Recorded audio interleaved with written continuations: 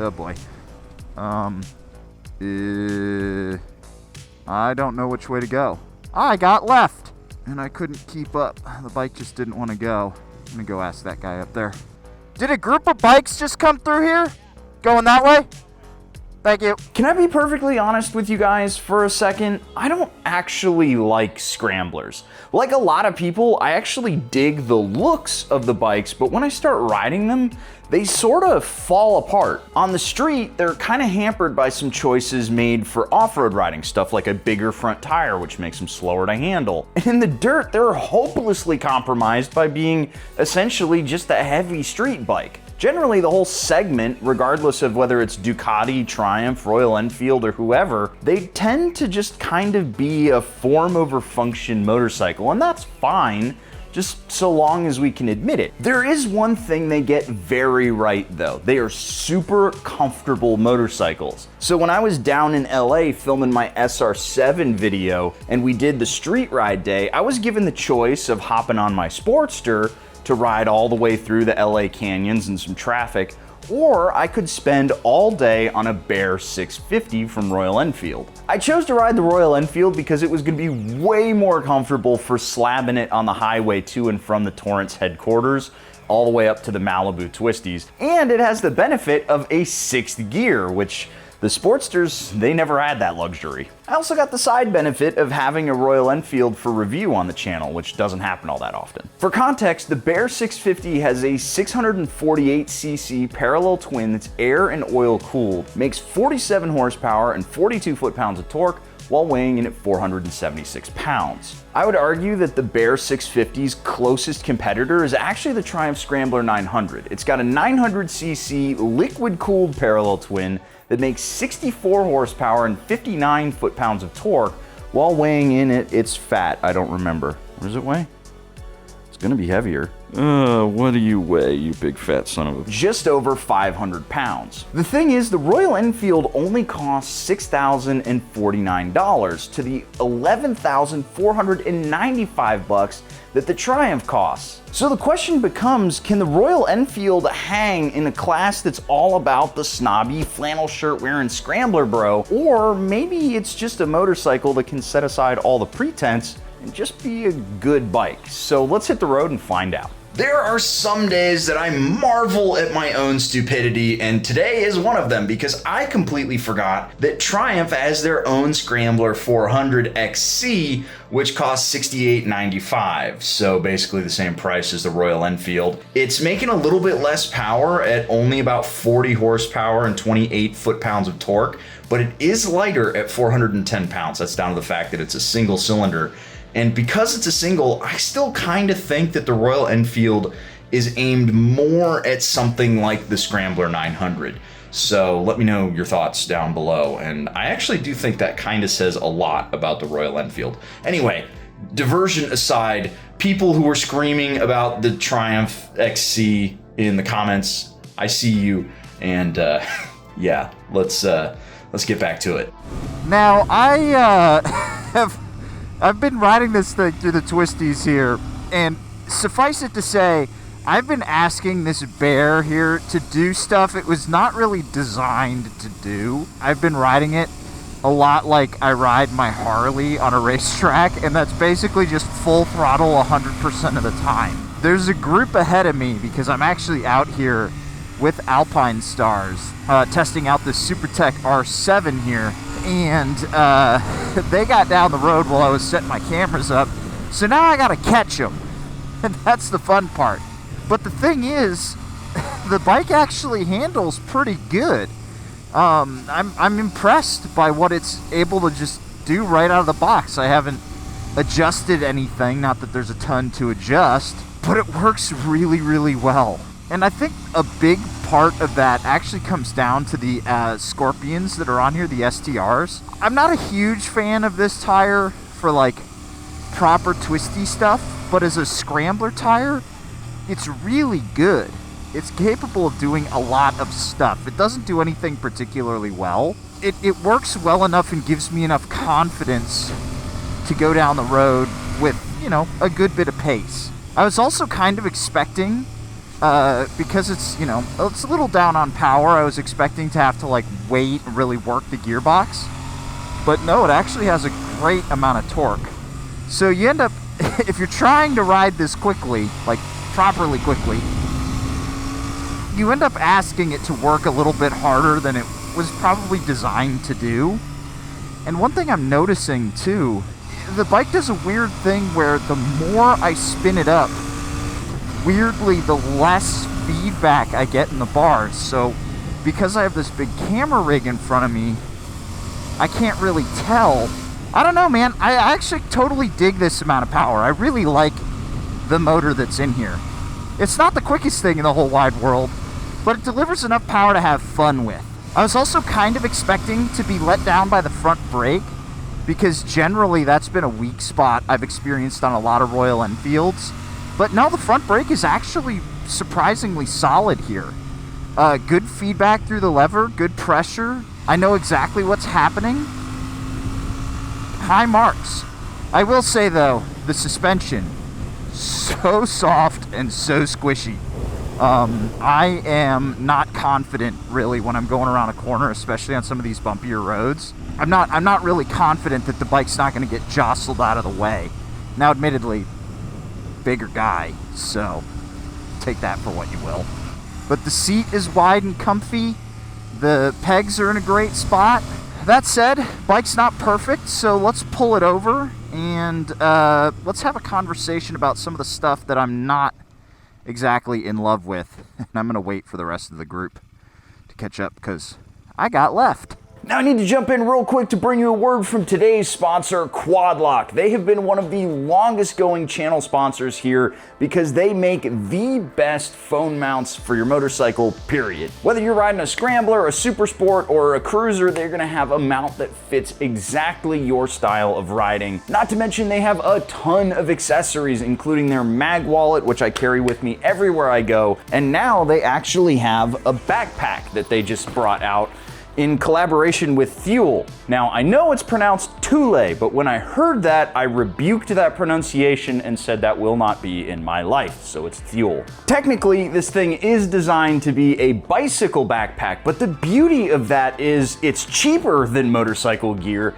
and it has all of the tie downs that you would need to put this on the tail of your motorcycle, just like any other piece of luggage. When I did my LA trip, I was carrying all of my computer hardware as well as all of my filming gear in this bag. And one of the things that became an instant must-have is the bright interior of this bag, which makes it so much easier to find a bunch of little black camera chunks down in the bottom of a fairly cavernous bag. If you're interested in checking out anything that Quad Lock has to offer, click that link down in the description below and check out everything they have to offer, whether it's a phone mount, a backpack, accessories. They've got something that's going to fit your style, pretty much guarantee it. Now let's get back to it. Now I'm gonna start out with something here that is something you get when you just make a $7,200 motorcycle, and it's kind of something that just comes with the territory, and that is the dashboard. The dashboard on this motorcycle is fine. I'm gonna say that. It's totally adequate for the bike that it's sitting on. However, I'm not a huge fan of the way it looks, and specifically, and again, this is a weird one, it's the reflection that you see in the screen. I'm not sure if it's gonna come through on camera just how like reflective it looks, but it feels like it's a cheap layer of plastic on top of the screen. It's subtle, and the fact that the dashboard is already a relatively low refresh rate dashboard, along with this weird plasticky look, it just helps detract from a bike that's otherwise really nice. Another thing that's kind of irksome are these switches right here. Royal Enfield did not need to reinvent the kill switch. I know that this is probably something that we saw on older motorcycles. In fact, I remember seeing these on some older vintage British bikes. So, okay, fine, it's cool to see them here, but kill switches need to be standardized. I mean, just give me the normal kill switch. It's fine. It's fine. You don't need to do this. It looks cute, but that's all it does. Another thing is the suspension on this bike. We talked about it out on the street of how it's a little bit, wallowy and a bit spongy, especially given my weight. And I know this is supposed to be a scrambler style motorcycle, but it's more of a scrambler in the Triumph 900 sense, because when you look at the actual travel of this suspension, there's really not that much to work with. However, what it is going to lack off-road, it makes up for on-road, because it's going to soak up a lot of the bumps out here on these California roads really nicely. It's actually a plush place to sit, and this seat is actually more comfortable than some of the bikes I got back home that are more than double the price of this thing. While we're on the general looks of the motorcycle, one of the things that I really enjoyed about Royal Enfield is how much their tank designs have this sort of flashy look to them. They look like more expensive bikes than they actually are. And this kind of black and gray thing is just a little drab on this bike. I'm not gonna lie. I would have liked to see a little bit more flash, a little bit more pomp and circumstance. Lastly, while I've been pulled over and filming, I've noticed that this is a honkin' stonkin' rotor up here. That rotor is a thick boy. And the Vibri brakes on steel lines have definitely helped the front end feel a lot more confident through a corner. This is something I'm so happy to report, because I've had so many poor experiences with Royal Enfield front brakes. They felt numb, they felt shitty, honestly, just downright shitty. This front end is much improved. I actually really like the feel here. And the levers are adjustable from the factory on a bike that costs $7,200. So good job. Now I want to get this thing out on the highway to shake it down in the California traffic, because it is air cooled, and we're going to give that suspension a run for its money out here, because these roads suck. So the best thing I could say about the Bear on the highway is that it's actually really comfortable. Just like it was in the Twisties, the seat is nice and wide and flat, and the pegs are in basically the perfect chillin' spot. This may be decked out in scrambler cosplay, but I'm actually really impressed with how it just rides down the road. Usually scramblers are a little bit more compromised. I mean, that front tire is a little bit heavy, but I'm really enjoying the way this thing goes. And honestly, even though that suspension doesn't have that much play in it, it's not got the full long stroke that you'd want for a true scrambler, it soaks up this shitty highway pavement so well down here. Now we're just cruising down the PCH, which has some pretty low speed limits, but I have had this thing north of reasonable, shall we say. And while it's probably not the best highway cruiser for a place like Texas, down here or just bopping around a city, it's perfectly comfortable. And despite the fact that this is air and oil cooled, I haven't had any issues with it getting too toasty. But from personal experience, I haven't had any issues with my air-cooled Sportster in the dead of summer, and this motor is very similar, and it's oil-cooled, which my Sportster is not.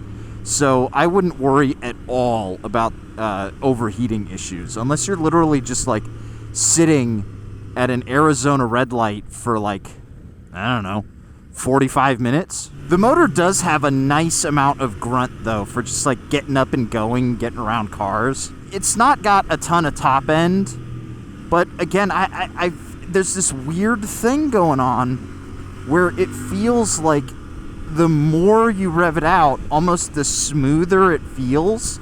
Like there's some harmonic going on with the handlebar. I've tapped the rev limiter a lot on this bike today when I'm getting after it. So I've been speeding up, and I bump into the rev limiter on accident because I'm waiting for feedback from the motorcycle, and because the exhaust is so quiet, that's coming from the vibrations in the bike, and the vibrations, they kind of mellow out after a minute, and so I go right to redline. While we're going over this really nasty stuff, I do want to talk a little bit about standing room, because it is technically a scrambler.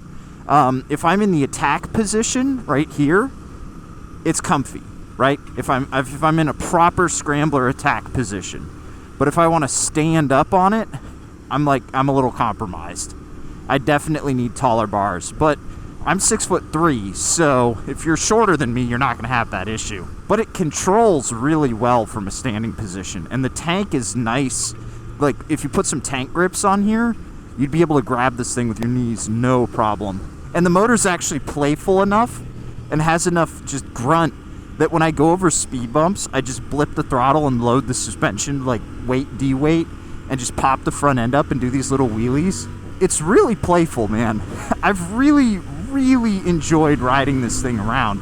And even on the highway, where everything kind of sucks, it's like the most boring kind of riding you can do, I'm still having fun with it. And I think that gets me to like the central thesis that I've developed about this motorcycle. So let's get it back in the twisties and talk about it. So I've been goofing around all day on this Bear here, the Bear 650, and honestly guys, I really like it. I really like this bike. Yes, it has its flaws, of course. It's not a perfect motorcycle. It's built to a budget, but honestly, it's fun. It's really fun, and that's what I want out of, you know, a modern classic bike like this, out of something that's designed to be more chill. Like, of course, these bigger bikes, they just keep leaving me in the dust, and that's fine. That's totally fine. We're out here goofing around on the street, not a racetrack. But the thing is, when you get after it on this bike, when you ask it to go quick, sure, it'll do it no problem. And it's easy to move around in the seat too. So you can go side to side super easily. You can get exactly where you need to be on the bike.